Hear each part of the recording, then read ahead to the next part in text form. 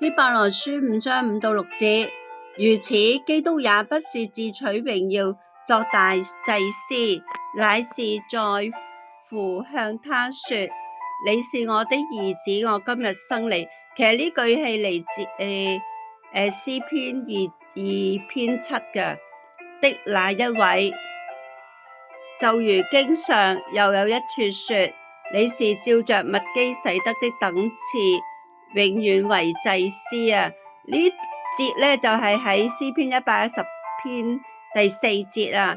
咁呢度經文咧就其實係解釋咗點解耶穌基督咧係有可以，即係耶穌基督咧係有3重職事噶嘛，先知、君王、祭司。而君王同祭司咧，君王一定要係嚟自大衛嘅後裔，而祭司一定要係亞倫嘅後裔。點解基督咧就可以有兩個呢兩個都可以做到嘅咧？就係因為佢唔係依亞倫嘅等次啊，而係依麥基洗德嘅等次為祭司啊。